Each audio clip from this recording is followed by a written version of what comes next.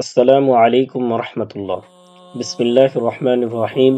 আলহামদুলিল্লাহ ওয়া কাফা ওয়া সালামুন আলা ইবাদিহিল্লাযীনা ইসতাফা, আম্মা বা'দ। এই বছর ৩রা ফেব্রুয়ারি দিবাগত রাত শবে বরাতের রাত। শবে বরাত কি? সব শব্দটি ফার্সি শব্দ যার অর্থ হলো রাত, আর বারাত এটি মূলত আরবি শব্দ যার অর্থ হলো মুক্তি, তথা জাহান্নাম থেকে মুক্তির রাত হলো শবে বরাত।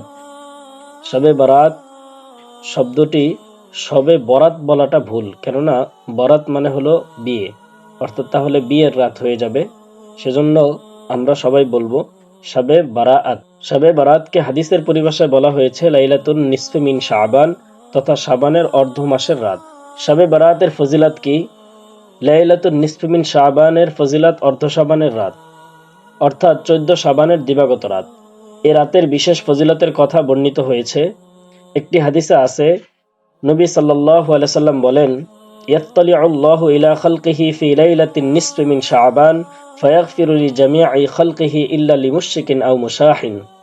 আল্লাহ তাআলা অর্ধ শাবানের রাতে সৃষ্টির দিকে রহমতের দৃষ্টি দেন, অতঃপর তিনি তার সকল সৃষ্টিকে ক্ষমা করে দেন, কেবল শিরককারী ও বিদ্বেষ পোষণকারী ব্যতীত। এই দুই শ্রেণীকে ক্ষমা করেন না। সহিহ ইবনে হিব্বান, হাদিস নাম্বার 5665। শুআবুল ঈমান, ইমাম বায়হাকী রাহিমাহুল্লাহর হাদিস নাম্বার 3833।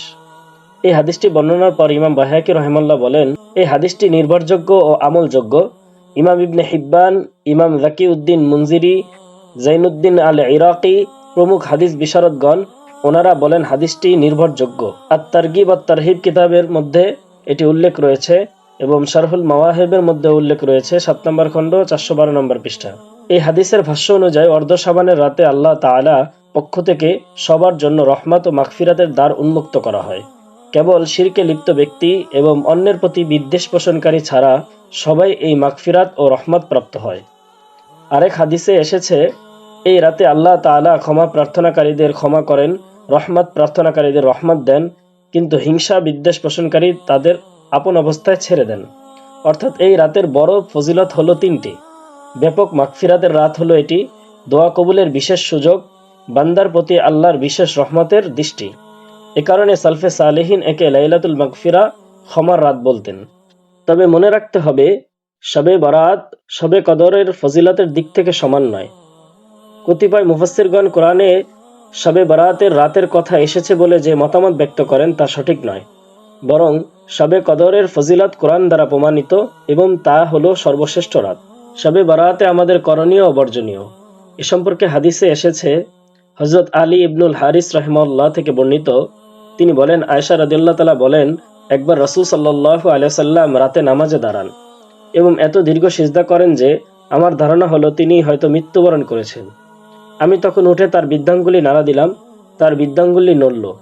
যখন তিনি সিজদা থেকে উঠলেন এবং নামাজ শেষ করলেন, আমাকে লক্ষ্য করে বললেন, হে আয়েশা, অথবা বলেছেন, হে হুমায়রা, তোমার কি এই আশঙ্কা যে আল্লাহ রসুল তোমার হক নষ্ট করবেন? আমি উত্তরে বললাম, না ইয়া রাসূলুল্লাহ, আপনার দীর্ঘ সিজদা থেকে আমার এই আশঙ্কা হয়েছিল আপনি মৃত্যুবরণ করেছেন কিনা। নবীজি জিজ্ঞেস করলেন, তুমি কি জানো এটা কোন রাত?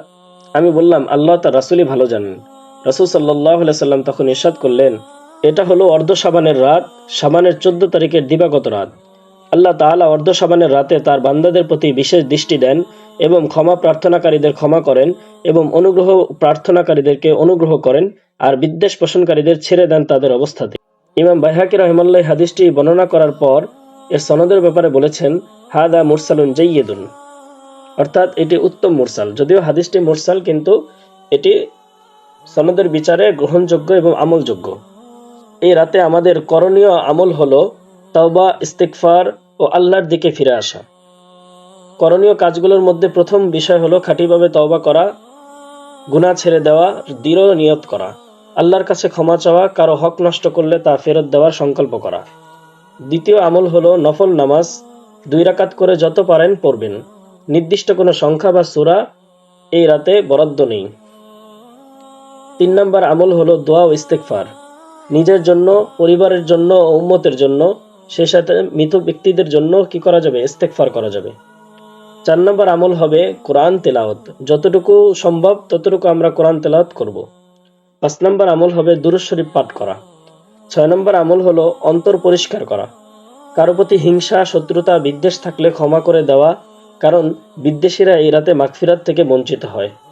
আর বর্জনীয় কাজ হলো, শবে বরাতের সবচেয়ে বেশি ভুল কাজ হয় এখানেই, যেমন আতশবাজি, পটকা, আলোকসজ্জা, এগুলো বিদাত ও গুনাহ। দ্বিতীয় হলো কবরস্থানে ভিড় ও মাজার পূজা। অনেকেই মনে করি আমরা যে কবরস্থানে গিয়ে শবে বরাতের রাতে মনে হয় আলাদা সওয়াব আছে কবর জিয়ারত করলে। আসলে এই কথাটি ভিত্তিহীন, এর কোনো প্রমাণ কোনো হাদিসে বর্ণিত নেই। তৃতীয় বিষয় হলো মাইক দিয়ে ওয়াজ, মিলাদ, খতমে সবিনা এগুলো করা, অর্থাৎ সম্মিলিত বেঁধে ইবাদত করা। এগুলো এই রাতে করা যাবে না, কারণ এগুলো করার মাধ্যমে মানুষের ইবাদতের মনোযোগ নষ্ট হবে। বরং এই রাতে নফল ইবাদত হবে একাকী ঘরে বা নিজের জায়গায় করাটাই হলো সুন্নত। বেপর্দা হয়ে বের হওয়া, মহিলাদের দোকান, মাজার, রাস্তায় ঘোরা এগুলো করা যাবে না। তবে সবচেয়ে বেশি যেই ব্যস্ততা দেখা যায় সেটা হলো খিচুড়ি, হালুয়া ইত্যাদি তৈরি করে সময় নষ্ট করা। এই রাতে এগুলো খাওয়া যায় আছে, কিন্তু এ কারণে ইবাদত বাদ দেওয়া অত্যন্ত মারাত্মক ভুল হবে। 15 শাবানের রোজা। 15 শাবান আইয়ামে 20 তথা 13, 14, 15 এর অন্তর্ভুক্ত। তাই এই হিসাবে যদি কেউ আইয়ামে 20 রোজা হিসাবে রাখে তাহলে এটা অবশ্যই সুন্নাত। কিন্তু শুধুমাত্র শবে বরাতের পরের দিন হিসেবে বিশেষ সুন্নত মনে করে যদি রোজা রাখা হয় তাহলে বিষয়টি যথাযথ নয়। তবে রোজা রাখার যে হাদিসটি আছে তার সনদ বা ভিত্তি দুর্বল। তবে যেহেতু রাসূল সাল্লাল্লাহু আলাইহি সাল্লামের অন্যান্য হাদিসের মাধ্যমে 13, 14, 15 আইয়ামে 20 বলা হয়, যেই 3 দিন রোজা রাখার ব্যাপারে হাদিসে এসেছে, সেই হিসেবে যদি কেউ 13 তারিখ, 14 তারিখ, 15 তারিখ রোজা রাখে তাহলে সেটা সুন্নতের অন্তর্ভুক্ত হবে। যদি 15 তারিখ সে সেই হিসাবে রোজা রাখে তাহলে সেটা সুন্নতের অন্তর্ভুক্ত হবে। কিন্তু সেটাকে যদি নির্দিষ্ট করে শবে বরাতের রোজাই বলে চালিয়ে দেওয়া হয় তাহলে সেটা সুন্নাহ নয়। এই সংক্ষিপ্ত আলোচনার সবচেয়ে বড় শিক্ষা হলো এই রাতের আসল মর্ম আল্লাহ তাআলার সাথে সুসম্পর্ক ঠিক রাখা, মানুষকে ক্ষমা করা এবং নিজের গুনাহ থেকে ফিরে আসা। যদি আমরা হিংসা, শত্রুতা, শিরক, হারাম নিয়ে বসে থাকি তাহলে হাজার ইবাদত করেও শবে বরাতের মাগফিরাত থেকে বঞ্চিত হয়ে যেতে পারি। আল্লাহ তাআলা আমাদের সবাইকে শবে বরাতকে গুনাহমুক্ত নতুন জীবনের সূচনা বানানোর তৌফিক দান করুন। আমিন। ওয়া আখিরি দাওয়ানা আলহামদুলিল্লাহি রাব্বিল আলামিন। আসসালামু আলাইকুম ওয়া রাহমাতুল্লাহ।